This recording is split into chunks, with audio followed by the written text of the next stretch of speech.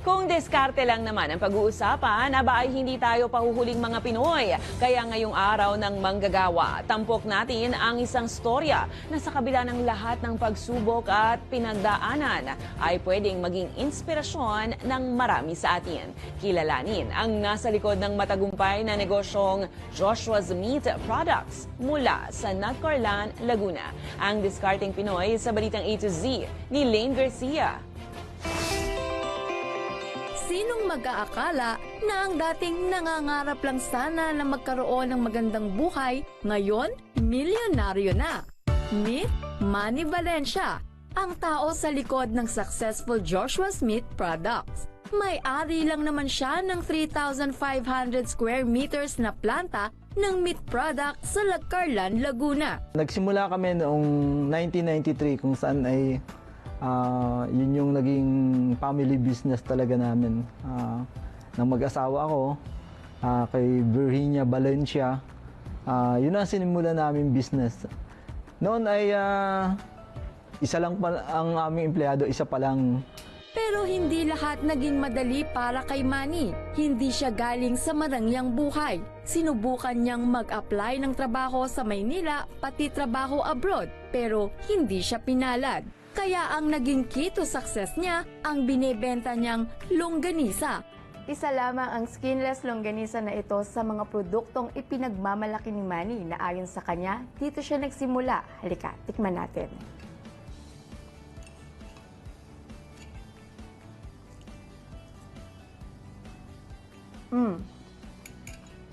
Ang sarap. Ito yung tipo ng skinless longganisa na talagang hahanap-hanapin mo. Ngayon, meron na silang iba't ibang klaseng processed food. Kabilang na dyan ang tocino, ham, embutido, hotdog at ang pinakabagong paborito na spicy tapa. Sa halagang 2,000 pisong puhunan mula sa regalo sa kanilang kasal, na diskartehan niyang palaguin ang kanyang longganisa. Sa tulong ng isang tauhan na hanggang ngayon ay kasama pa rin niya sa paggawa ng iba't ibang klaseng meat products. Hindi ko na isipang maghanap ng ibang trabaho kasi at sa tingin ko talaga wala na akong ibang makakita na ganun kabait na amo.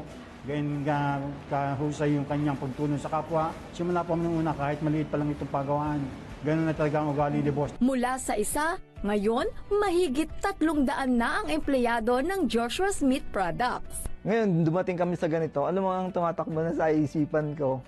Yun nga, masigurado namin na yung mga tao namin nasa maayos din na kondisyon na pamumuhay.